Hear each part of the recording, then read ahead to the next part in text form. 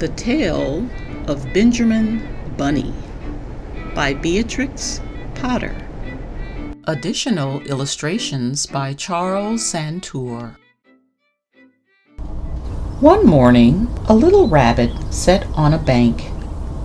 He pricked his ears and listened to the trick-trot of a pony.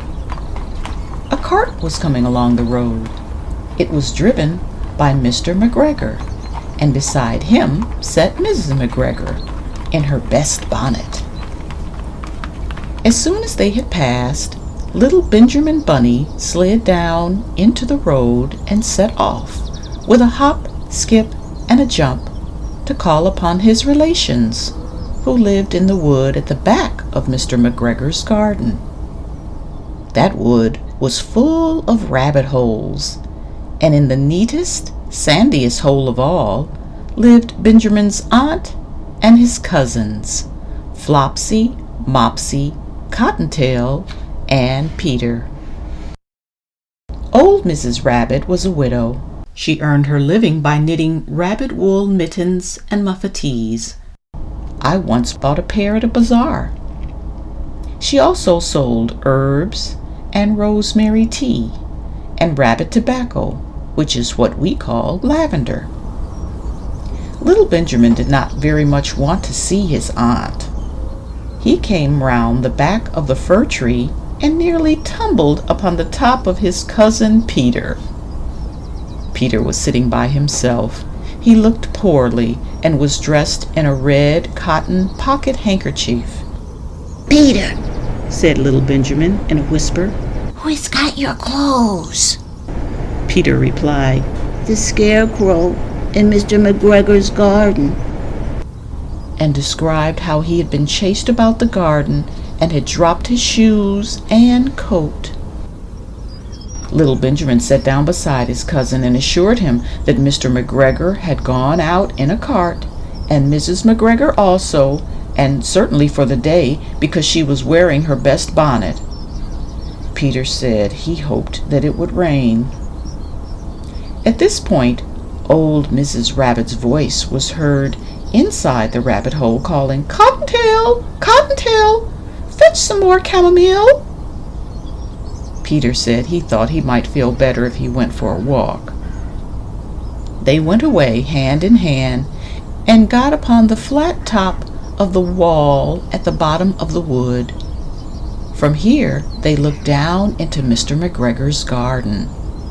Peter's coat and shoes were plainly to be seen upon the scarecrow, topped with an old tam-o'-shanter of Mr. McGregor's. Little Benjamin said, "It spoils people's clothes to squeeze under a gate. The proper way to get in is to climb down a pear tree." Peter fell down head first, but it was of no consequence, as the bed below was newly raked and quite soft. It had been sown with lettuces.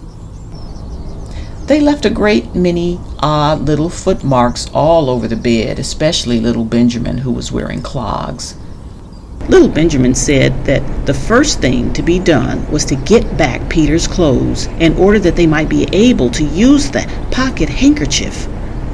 They took them off the scarecrow. There had been rain during the night. There was water in the shoes, and the coat was somewhat shrunk. Benjamin tried on the tam-o'-shanter, but it was too big for him. Then he suggested that they should fill the pocket handkerchief with onions as a little present for his aunt. Peter did not seem to be enjoying himself. He kept hearing noises. Benjamin, on the contrary, was perfectly at home and ate a lettuce leaf. He said that he was in the habit of coming to the garden with his father to get lettuces for their Sunday dinner. The name of little Benjamin's papa was old Mr. Benjamin Bunny. The lettuces certainly were very fine. Peter did not eat anything. He said that he should like to go home. Presently, he dropped half the onions. Little Benjamin said that it was not possible to get back up the pear tree with a load of vegetables. He led the way boldly toward the other end of the garden. They went along a little walk on planks under a sunny red brick wall. The mice sat on their doorsteps, cracking cherry pits. They winked at Peter Rabbit and little Benjamin Bunny. Presently, Peter let the pocket handkerchief go again. They got amongst flower pots and frames and tubs. Peter heard noises worse than ever. His eyes were as big as lollipops. He was a step or two in front of his cousin when he suddenly stopped.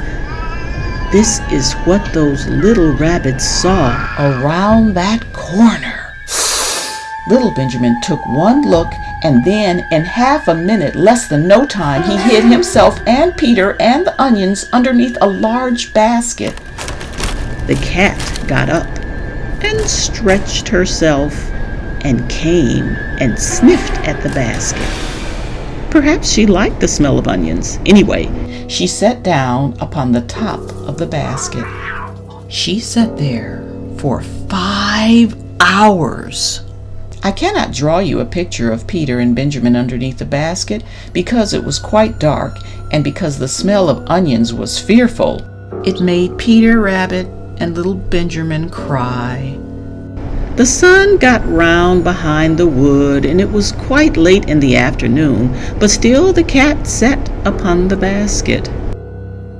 At length there was a pitter-patter, and some bits of mortar fell from the wall above. The cat looked up and saw old Mr. Benjamin Bunny prancing along the top of the wall of the upper terrace. He was smoking a pipe of rabbit tobacco and had a little switch in his hand. He was looking for his son. Old Mr. Bunny had no opinion whatever of cats. He took a tremendous jump off the top of the wall onto the top of the cat and cuffed it off the basket and kicked it into the greenhouse, scratching off a handful of fur. The cat was too surprised to scratch back. When old Mr. Bunny had driven the cat into the greenhouse, he locked the door. Then he came back to the basket and took out his son, Benjamin, by the ears and spanked him with the little switch. Then he took out his nephew, Peter. Then he took out the handkerchief of onions and marched out of the garden. When Mr. McGregor returned about a half an hour later, he observed several things which perplexed him. It looked as though some person had been walking all over the garden in a pair of clogs, only the footmarks were too ridiculously little. Also, he could not understand how the cat could have managed to shut herself up inside the greenhouse, locking the door upon the outside. When Peter got home, his mother forgave him because she was so glad to see that he had found his shoes and coat. Cottontail and Peter folded up the pocket handkerchief, and old Mrs. Rabbit strung up the onions and hung them from the kitchen ceiling with the bunches of herbs and the rabbit tobacco. The end. To find The Tale of Benjamin Bunny and other books by Beatrix Potter, visit your local library.